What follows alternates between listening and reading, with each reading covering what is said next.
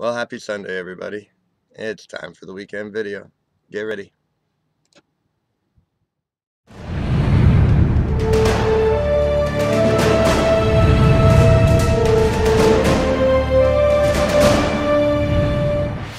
Well, today I want to talk about law, grace, and covenants. Um, see, Jesus spoke about how he came not to destroy the law, according to the King James Version, but to fulfill the law and the prophets.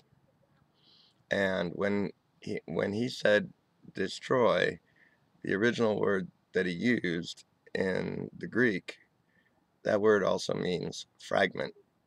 He didn't come to fragment the law, and by that he meant he wasn't just going to take a jot or a tittle away, or some laws away and leave some. He came to fulfill the law and the prophets, and by fulfill that means complete, conclude, and end the old covenant. So he ended the old covenant and he established the new covenant. The old covenant is now gone and all that was in it, because the prophecies and the law that were in it were fulfilled. So just as Jesus did not fragment the law, grace also cannot be fragmented.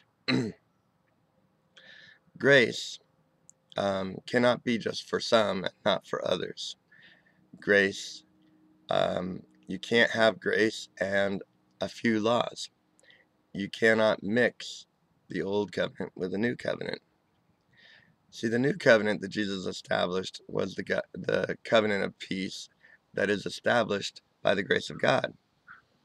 That's why Paul calls the gospel, the good news of that covenant, the gospel of peace and grace.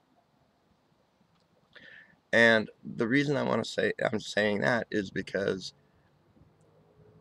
if it is a covenant of peace and grace, then the grace is for everyone, not just for some, not just for believers, not just for those who obey God.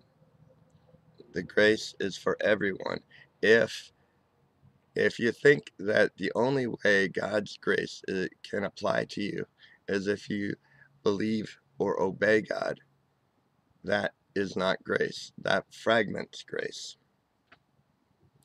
And so this new covenant of peace is not a covenant that you establish by your belief or your obedience. It is one that was established by Jesus' belief and his obedience. See, Hebrews is very clear about the new covenant. The new covenant is not with you and with me. It's with the Father and the Son. It's between them, which Hebrews says are two immutable, immovable forces.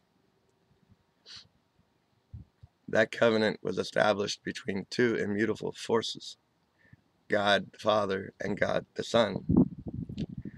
Now, that covenant applies to you and me because God the Son had to become man. And because the new covenant was established between the Father and the Son, while the Son was man, because he's man, because he's human, that means the new covenant affects all human beings, not just some human beings, not just those who believe and obey. It affects everyone who's human. It's good news, everybody, and it is revolutionary. Have a revolutionary week.